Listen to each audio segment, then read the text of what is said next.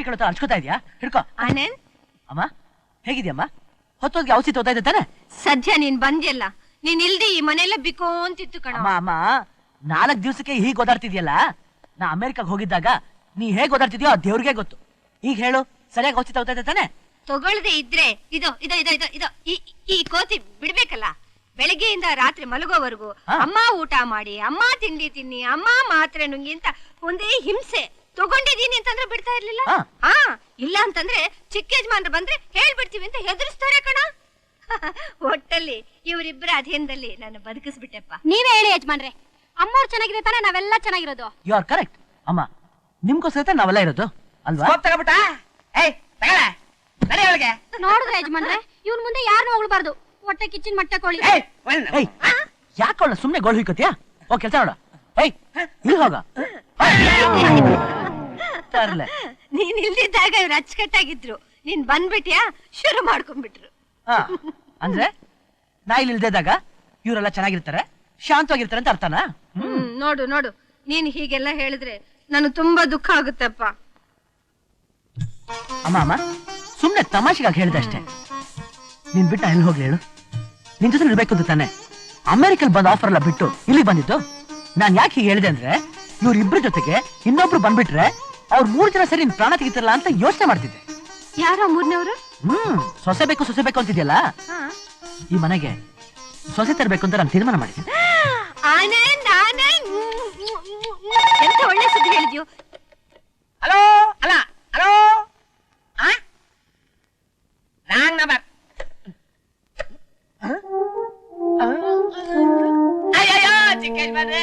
ಯಾಕೋ ಏನಾಯ್ತು? ಯಜಮಾನ್ರೆ, ಏನು ಅಂತ ಕೇಳ್ಬೇಡಿ, ಕಪಾಳದ ಮೇಲೆ ಜೋರಾಗಿ ಬಿಡ್ರಿ, ಬಾಯಿ ತಾನಾಗ್ ತಂತ ತೆರ್ಕೊಳ್ಳುತ್ತೆ. ಹೌದು ಹೌದು, ತಪ್ಪು ಮಾಡ್ಬಿಟ್ಟೆ ಚಿಕ್ಕ ಯಜಮಾನ್ರೆ. ಕಪಾಲ ಕೊಡಿರಿ. ನಿಮಗ್ ಕಾಗದ ಬಂದಿತ್ತಾ? ಹಾಳಾದ್ ಮರ್ವು ಕೊಡದೆ ಮರ್ತು ಬಿಟ್ಟೆ ಚಿಕ್ಕ ಯಜಮಾನ್ರೆ.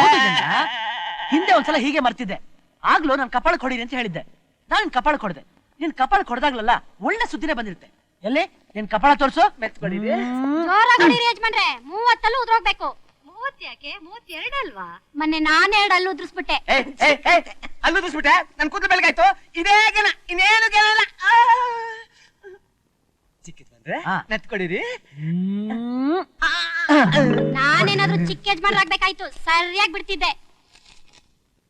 ಅತ್ತೆಯವರಿಗೆ, ನಾನು ನಿಮ್ಮ ಮಗ ಗಜಾನನ ಹೆಂಡತಿ. ನನ್ನ ಗಂಡ ಸತ್ತು ಹೋದ ನಂತರ ನಾನು ಬೊಂಬಾಯಿಯಲ್ಲಿ ಹೇಗೆ ಜೀವನ ನಡೆಸುತ್ತಿದ್ದೇನೆ ಎಂಬುದು ನಿಮಗೆ ಯಾರಿಗೂ ತಿಳಿದಿಲ್ಲ. ನನ್ನನ್ನು ಈ ಸ್ಥಿತಿಗೆ ತಂದಿದ್ದೇ ನಿಮ್ಮ ಮಗ. ನಾನು ಈಗ ಬೆಂಗಳೂರಿಗೆ ಬರುತ್ತಿದ್ದೇನೆ. ಕೆಲವು ವಿಚಾರಗಳು ಇತ್ಯರ್ಥವಾಗಬೇಕು. ಅದು ಆಗುವ ತನಕ ನಾನು ನಿಮ್ಮ ಮನೆಯಲ್ಲೇ ಇರುತ್ತೇನೆ. ಅದಕ್ಕೆ ನೀವು ಸಹಕರಿಸುತ್ತೀರಿ ಎಂದು ನಂಬಿರುವೆ. ಉಳಿದಿದ್ದು ಮುಖತಃ ಮಾತನಾಡುವೆ. ಇದೇ ನಿಮ್ಮ ಸೊಸೆ. ಆನಂದ್, ಯಾಕೋ ಸಪ್ಪಗಾದೆ? ಯಾರ್ದೇಕಾಗದ? ಗಜಾನನ ಹೆಂಡತಿ ಬರ್ತಿದ್ದಾಳಮ್ಮ, ಅವಳು ಬರ್ತಿದ್ದಾಳಂತೆ. ನಿನ್ ಸೇವೆ ಮಾಡ್ಕೊಂಡು ಇಲ್ಲೇ ಇರ್ತಾಳಂತೆ. ಏನು? ಗಜಾನನ ಹೆಂಡತಿ ಬರ್ದಿದ್ದಾಳ? ನನ್ ಸೊಸೆ ಬರ್ದಿದ್ದಾಳ? ಯಾವಾಗ ಬರ್ತಾಳಂತೆ? ಈ ಕಾಗದ ಬರ್ದಿರೋ ಟೈಪ್ ಪ್ರಕಾರ ಆಗ್ಲೇ ಬಂದ್ಬಿಡ್ಬೇಕಾಗಿತ್ತು. ಹಾಳಾದ ಇವ್ನ ಮರವಿಂದ ಕಾಗದ ಇವತ್ತು ಸಿಕ್ಕಿದೆ. ಈಗೇನ್ ಮಾಡ್ಲಿ? ಎಲ್ಲಿ ಹುಡುಕಿಸ್ಲಿ? ಯಾಕಮ್ಮ ಎಕ್ಸೈಟ್ ಆಗ್ತೀಯಾ? ಸಮಾಧಾನ ಮಾಡ್ಕೊ. ಇವತ್ತಲ್ಲ ನಾಳೆ ಬರ್ತಾಳೆ ಬಿಡು. ನನ್ ಸಂಕಟ ನಿನಗೆ ಹೇಗೆ ಅರ್ಥ ಆಗ್ಬೇಕು? ಗಜಾನನನ್ನ ಕಳ್ಕೊಂಡಿದ್ದೀನಿ, ಅವನಂತೂ ಇಲ್ಲ. ಅವನ ಹೆಂಡತಿನಾದ್ರೂ ಈ ಮನೆಗೆ ಬಂದ್ರೆ ಎಷ್ಟೋ ಸಮಾಧಾನ ಆಗುತ್ತೆ. ಒಂಟಿ ಹೆಂಗಸು ಎಷ್ಟು ದೊಡ್ಡ ಬೆಂಗಳೂರಿನಲ್ಲಿ ಎಲ್ಲಿ ಅಲ್ದಾಡ್ತಿದ್ದಾಳೋ. ಮನೆ ಸಿಕ್ತೋ ಇಲ್ವೋ? ಕಾಲ ಬೇರೆ ಕೆಟ್ಟೋಗಿದೆ. ಏನ್ ಮಾಡೋಕೋ ಹೇಸಲ್ಲ. ನೋಡು, ನೀನೇ ಸ್ವಲ್ಪ ಮುತುವರ್ಜಿ ತಗೊಂಡು ಅವಳು ಹುಡುಕ್ ಕರ್ಕೊಂಬಪ್ಪ. ಆಯ್ತಮ್ಮ, ಅವಳು ಎಲ್ಲಿದ್ರು ಕರ್ಕೊಂಬರ್ತೀವಿ. ಸರಿ ತಾನೆ?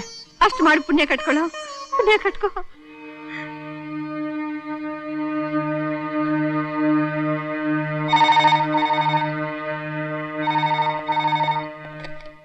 ಹಲೋ, ಅಣ್ಣ ಮಾತಾಡೋದು. Police station? ಆಯ್ತು, ಅಲ್ಲೇರು, ಬರ್ತೇನೆ.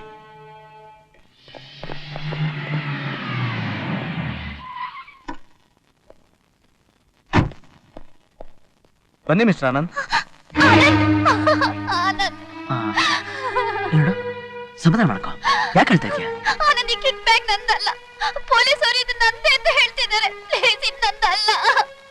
ಮಿಸ್ಟರ್ ಆನಂದ್, ಬಸ್ ಆಕ್ಸಿಡೆಂಟ್ ಆದ ಜಾಗದಲ್ಲಿ ನೆನ್ನೆ ಸರ್ಚ್ ಮಾಡ್ತಿದ್ದಾಗ ಇದು ಸಿಕ್ತು.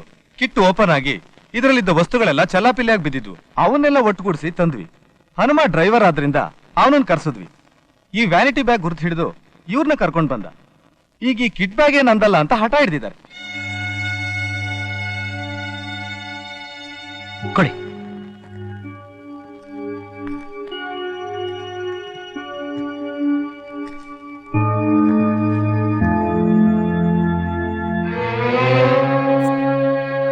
ಇದು ನಿಂತಾನೆ. ಈ ಫೋಟೋ ನಂದು, ಈ ವ್ಯಾನಿಟಿ ಬ್ಯಾಗು ನಂದು, ಆದ್ರೆ ಈ ಕಿಟ್ ಬ್ಯಾಗ್ ನಂದಲ್ಲ. ಏನಿದೆ ಜನ ಹೇಳ್ತಾ ಇರೋದು? ಈ ವ್ಯಾನಿಟಿ ಬ್ಯಾಗ್ ನಿಂದಾಗಿರ್ಬೇಕಾದ್ರೆ ಆ ಕಿಟ್ ಬ್ಯಾಗ್ ನಿಂದಾಗಿರ್ಬೇಕಲ್ವಾ? ಯಾಕಂದ್ರೆ ಇದ್ದಿದ್ದ ಆ ಕಿಟ್ ಒಳಗೆ ತಾನೆ. ಅದು ಇದ್ರೊಳಗೆ ಹೇಗ್ ಬಂತು ನನಗೆ ಗೊತ್ತಿಲ್ಲ. ಇದು ನಂದಲ್ಲ, ನಾನು ಹೇಗ್ ತಗೊಂಡ್ ಹೋಗ್ಲಿ? ಆಯ್ತು, ಇದು ನಿಂದಲ್ಲ.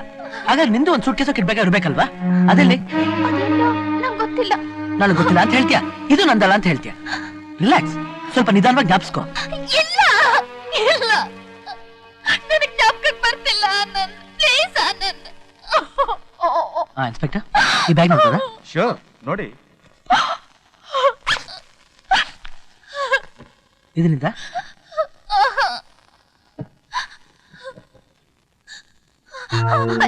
ಈ ಸೀರೆ ನಂದೆ. ಇದ್ರಲ್ಲಿ ಹೇಗ್ ಬಂತು? ಇದು ನಂದಲ್ಲ.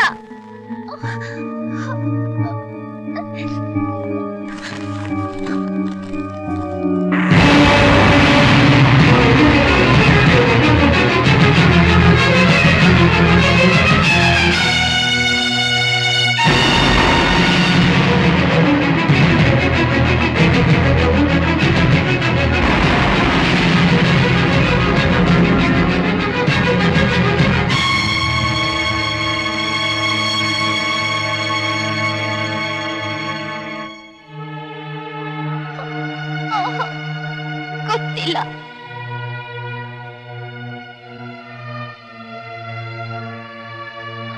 ಇನ್ಸ್ಪೆಕ್ಟರ್, ಈ ಕಿಟ್ ಬ್ಯಾಗ್ ನಮ್ದೇನೆ. ಇಷ್ಟೊತ್ತು ನಮ್ಗೆ ತೊಂದರೆ ಕೊಟ್ಟಿದ್ಕೆ ನನ್ನ ಕ್ಷಮಿಸಿ.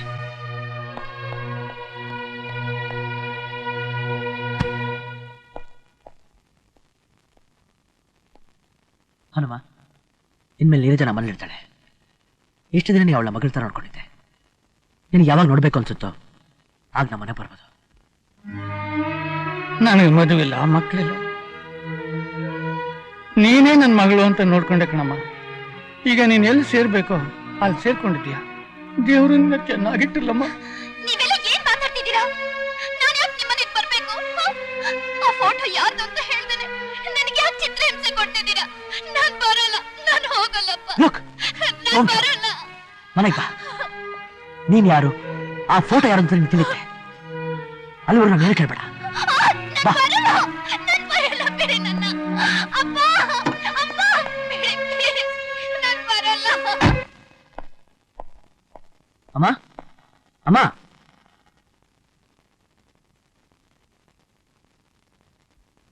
ಯಾರ ಈ ಹುಡುಗಿ? ನಿನ್ ಮುಖ ಯಾಕೆ ಸಪ್ಪಗಿದೆ? ಇವಳು ಗಜಾನ ಹೆಂಡತಿ. ಗಜಾನನ ಹೆಂಡ್ತಿನ ಸಿಕ್ಬಿಟ್ಲಾ? ಎಷ್ಟು ದಿವಸ ಎಲ್ಲಿದ್ದೆ ಅಮ್ಮ? ನೋಡು, ನೀನ್ ಬರ್ದ ಕಾಗ್ದ ಇವತ್ತಾನೆ ಸಿಕ್ತು.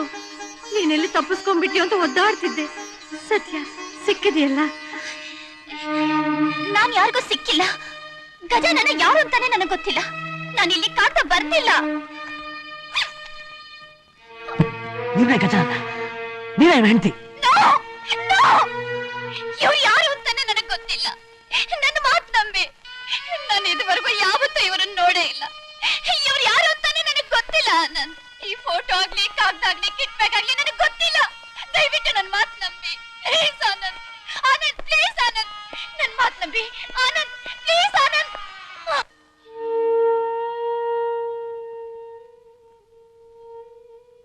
ಅವ್ವ ಅವ್ವ, ಇದು ಯಾಕ್ರವ್ವ ಕತ್ಲಲ್ಲಿ ಹೀಗೆ ಕೂತಿದ್ದೀರಾ?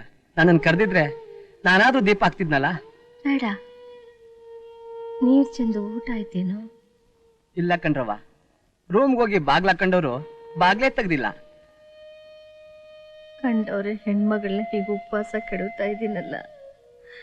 ಯಾವ ಜನ್ಮದಲ್ಲಿ ಏನ್ ಪಾಪ ಮಾಡಿದ್ನು? ಅವ್ವ, ಒಂದ್ ಗ್ಲಾಸು ಹಾಲಾದ್ರೂ ತರ್ಲವ್ವ.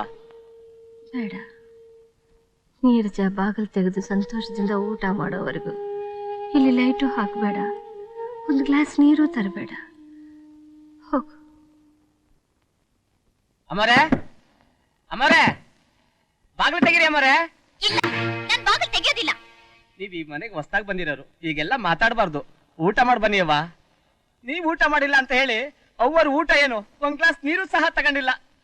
ಮೊದ್ಲೇ ಅವ್ರಿಗೆ ಹುಷಾರಿಲ್ಲ, ಏನಾದ್ರೂ ಹೆಚ್ಚು ಕಮ್ಮಿ ಆಯ್ತು ಅಂದ್ರೆ ಅನ್ಭವಿಸೋರು ಯಾರು? ನಾನ್ ಯಾರಿಗೂ ಊಟ ಮಾಡ್ಬೇಡಿ ಅಂತ ಹೇಳಿಲ್ವಲ್ಲ. ನನಗೆ ಇಷ್ಟ ಇಲ್ಲ, ನಾನ್ ತಿನ್ನೋದಿಲ್ಲ. ಸುಮ್ನೆ ನನ್ನ ಪ್ರಾಣ ಯಾಕೆ ತೆಗಿತೀರಾ? ನಿಮ್ ಪ್ರಾಣ ಗಟ್ಟಿಯಾಗಿ ಇರುತ್ತೆ ಕಣವ. ನೀವು ಓದೋರು ಕಲ್ತರು, ನಿಮಗ್ ಕೋಪ ಬಂದು ದುಃಖ ಆಯ್ತು ಅಂತ ಹೇಳಿ ಇನ್ನೊಬ್ರು ಜೀವನ ತೆಗಿತೀರಲ್ಲ, ಇದು ನ್ಯಾಯನ ಇದು? ಚಾಚಾ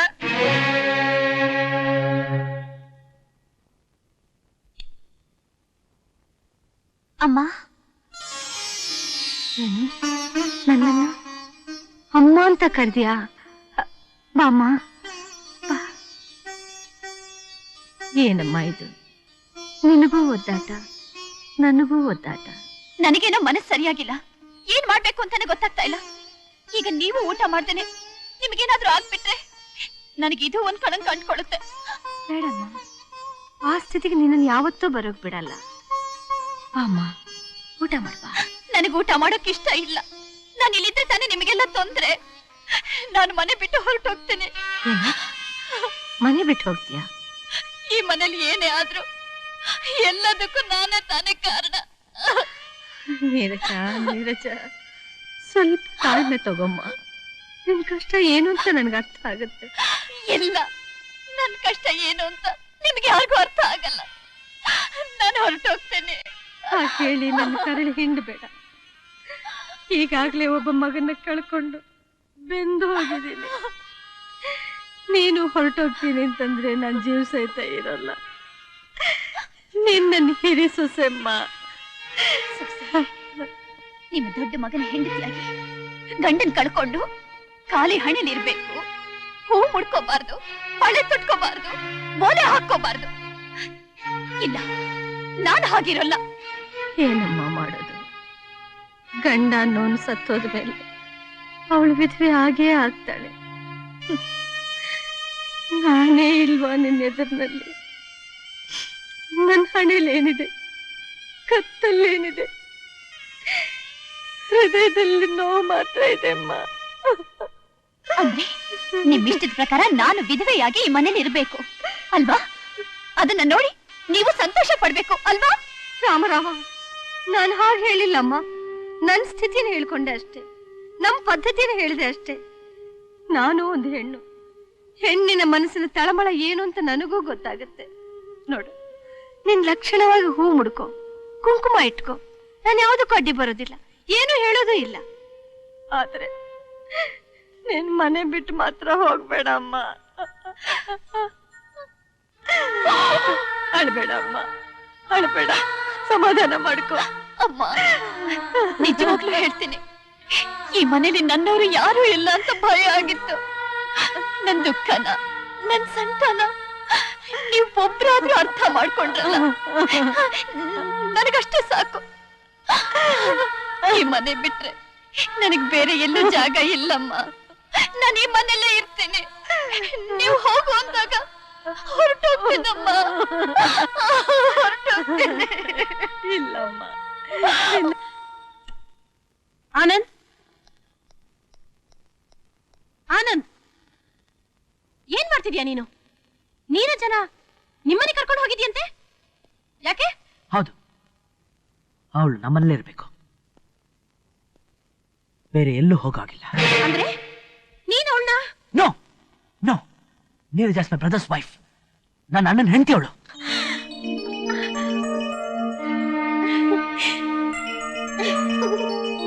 ನನಗ್ ಗೊತ್ತು, ಯಾರಿಗ್ ಸಂತೋಷ ಆಗುತ್ತೋ ಬಿಡುತ್ತೋ, ನಿನಗ್ ಮಾತ್ರ ತುಂಬಾ ಸಂತೋಷ ಆಗ್ತಿದೆ ಅಲ್ವಾ?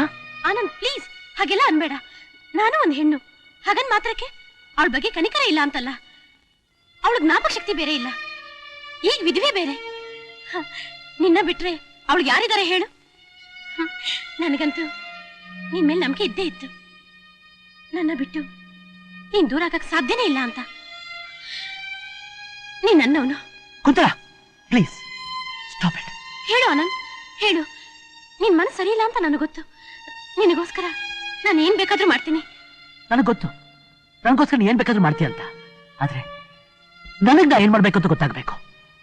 ಯಾಕಂದ್ರೆ ನನ್ನ ಬದುಕಿನಲ್ಲಿ ಎಂತ ಗೊಂದಲ ಇದ್ದಿದೆ ಅಂತ ನನಗೊಬ್ಬರು ಮಾತ್ರ ಗೊತ್ತು. ಯಾವ್ದು ಸರಿ ಯಾವ್ದು ತಪ್ಪು ಅದು ನನಗೆ ಅರ್ಥ ಆಗ್ಬೇಕು. ನಾನು ಸಂಸಾರದ ಬಗ್ಗೆ ಯೋಚಿಸ್ಬೇಕು. ನನ್ನ ತಾಯಿ ಬಗ್ಗೆ ಯೋಚನೆ ಮಾಡ್ಬೇಕು. ನನ್ನ ಭಾಗಕ್ಕೆ ನಮ್ಮಮ್ಮ ಒಬ್ಳೆ, ಅವಳು ಚೆನ್ನಾಗಿರ್ಬೇಕು. ಅದಕ್ಕೋಸ್ಕರ ಒದ್ದಾಡ್ತಿದ್ದೀನಿ. ಕುಂತಲ ಪ್ಲೀಸ್ ಸ್ವಲ್ಪ ಹೊತ್ತು ನಾವು ಒಂಟಿಯಾಗಿರ್ಬಿಡು. ನನಗೆ ಗೊತ್ತು ಆನಂದ್, ನೀನ್ ಯಾರ ಮನಸ್ಸು ನೋಯಿಸೋದಿಲ್ಲ, ನನಗೂ ಬೇಜಾರು ಮಾಡಲ್ಲ ಅಂತ. ನಾನು ನಿನಗೋಸ್ಕರನೇ ಕಾಯ್ತಾ ಇರ್ತೀನಿ. ನಾನು ನಿರಾಸೆ ಮಾಡಬೇಡ ಆನಂದ್.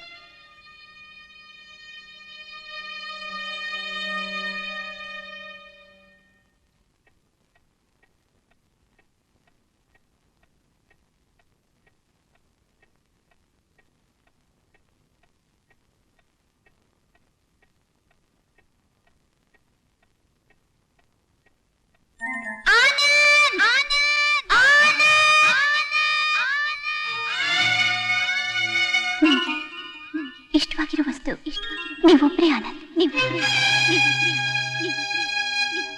ನಿಮ್ಮನ್ನು ಬಿಟ್ರೆ ನನಗೆ ಬೇರೆ ಯಾರು ಇಲ್ಲ.